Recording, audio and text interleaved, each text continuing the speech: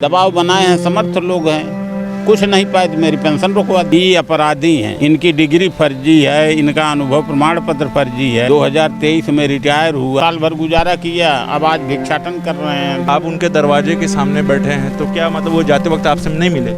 FIR कराने का आदेश आ गया विश्वविद्यालय को। कोर्ट में कह सकते हैं, उसके लिए पैसा चाहिए ना महाराज। जब हम जाएंगे पैसा लगाएंगे, अब भिक्षाटन पर जुटे हैं, कुछ मिलेगा।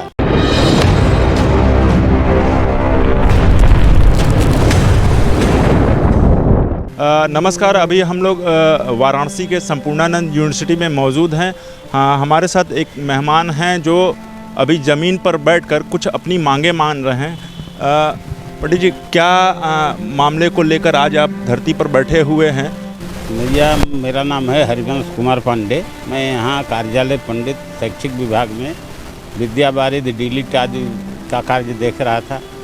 फरवरी 23 में रिटायर हुआ, 1 बरस हो गया, मेरी पेंशन ही लोग नहीं भेज रहे हैं। और मैं कार्यालय पंडित के पूर्व प्रकाशन संस्थान में प्रूफ रीडर पद पर काम करता था। डायरेक्टर निदेशक का विज्ञापन हुआ तो मैं भी एप्लीकेंट था। अब विज्ञापन के अनंतर एक फर्जी शासनादेश के आधार पर डॉक्टर पद्माकर मिश्र प्रकाशन निदेशक पद पदोन्नति प्राप्त कर ली है। उसके विरुद्ध मैं लड़ रहा था कि नहीं, ये विज्ञापन में नियुक्ति होनी चाहिए, ये गलत है, फर्जी है। लेकिन जन सूचना से लड़ते लड़ते अंत में माननीय मुख्यमंत्री ने जांच कराई। FIR कराने का आदेश आ गया विश्वविद्यालय को। विश्वविद्यालय ने उनको 20 दिन का समय दे दिया हाईकोर्ट जाने का। वहाँ गलत सूचना दे करके वो रिलीफ पा गए। मुकदमा वहाँ चल रहा है, लेकिन FIR का निषेध नहीं किया कोर्ट ने। शासन उसके बाद भी 3 बार पत्र दिया कि FIR क्यों नहीं हुआ, इनको अलग प्रभार क्यों दिया गया, परीक्षा नियंत्रक क्यों बनाया गया। तो उस समय परीक्षा नियंत्रक से तो हटा दिए गए, लेकिन वर्तमान प्रशासन ने उनको प्रेस का प्रभारी बना दिया, उद्यान का प्रभारी, संपत्ति का प्रभारी, अलग एक्स्ट्रा चार्ज दे दिए फर्जी आदमी को।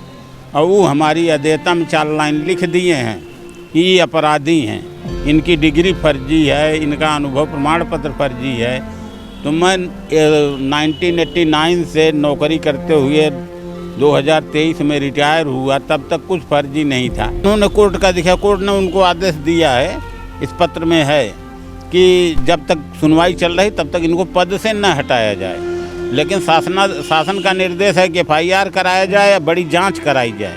उसको कोर्ट ने कहीं नहीं रोका है, लेकिन उसके बावजूद ये लोग न FIR कराए, न तक जांच कराए। और मेरी अध्येता में अवांछित उन्होंने लिखा है, उनका कोई अधिकार लिखने का नहीं है। कितने सालों से अभी आपका ये नहीं मिला है पेंशन वगैरह? साल भर हो गया, 12 महीना हो गया, 13वां महीने चल रहा है। फरवरी 23 में रिटायर हुआ, मार्च 24 चल रहा है।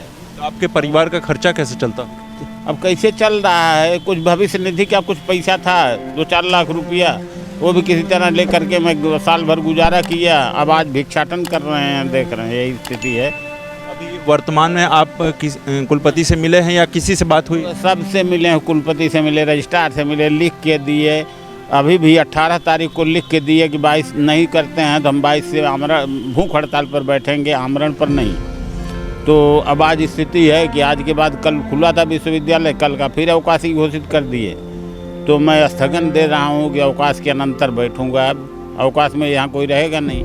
रजिस्ट्रार अभी देखिए चले गए 2 बजे से, कुलपति है ये नहीं है, विश्वविद्यालय में कोई अराजकता।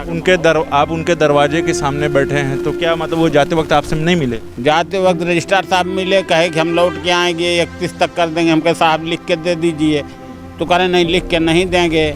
हम तब क्या करते? तो इसी विभाग के रहे हैं, इसी डिपार्टमेंट के रहे हैं, तो फिर ये कहाँ ये दूरी हो गई? दूरी हो गई, वही एक लड़ाई। हम प्रकाशन निदेशक पद के लिए लड़ रहे थे, भाई विज्ञापन हुआ, इंटरव्यू हो, जो योग्य होगा वो नियुक्त होगा।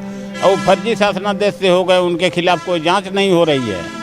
दबाव बनाए हैं, समर्थ लोग हैं, कुछ नहीं पाए तो मेरी पेंशन रुकवा दी। 2015 से मेरा वेतन कम करा दिए हैं, वो भी हमारा 8-10 लाख का नुकसान किए हैं। वेतन भी संशोधन नहीं कर रहे हैं कुल सचिव महोदय। बार बार लिखने के बावजूद इधर उधर टाल रहे हैं, समिति में डाल रहे हैं, कहीं कुछ कर रहे हैं। ACP हमको मिली 2015 में, हमको 4600 ग्रेड पे मिलना चाहिए, लेकिन ये लोग आदेश निकाल दिए 4200 का, 4200 ग्रेड पे का। तो शेष ग्रेड पे के अनुसार हमारा बहुत नुकसान है। आज तक जोड़ेंगे तो 8-10 लाख रुपए ये सब नुकसान किए हैं, बार बार लिखने के बावजूद वो भी नहीं दिए। तो ये बताइए, जैसे पेंशन जिस प्रकार से आपकी रोक दी गई आपके हिसाब से, तो आप भी तो अपनी बातें कोर्ट में ये बात कह सकते थे। कोर्ट में कह सकते हैं, उसके लिए पैसा चाहिए ना महाराज। जब हम जाएंगे पैसा लगाएंगे, अब भिक्षाटन पर जुटे हैं, कुछ मिलेगा। ये लोग नहीं सुनेंगे तो अंतिम अस्त्र वही है कि हमको भी जाना पड़ेगा न्याय की शरण में। तो ये थे पंडित जी ने आप बीती बताई कि उसकी देखिए कोई भी परिवार की जो मजबूती होती है, और जो भी अगर कोई गवर्नमेंट में या यूनिवर्सिटी में काम करता है, कोई भी टीचर, प्रोफेसर या डॉक्टर काम करता है, तो वो पूरी ये आस में रहता है कि हमको भविष्य में जो मिलने वाले जो पेंशन है, उस पेंशन से हम अपने बच्चे का, बिटिया का, बेटे का शादी विवाह करेंगे, परिवार में सुख समृद्धि से रहेंगे। पर अचानक से अगर किसी की पेंशन बंद कर दी जाए तो यानी उसका दाएं से बाएं हाथ उसको काट देने के बराबर कहा जाता है। तो उत्तम सवेरा के लिए मैं अशोक पांडे, धन्यवाद।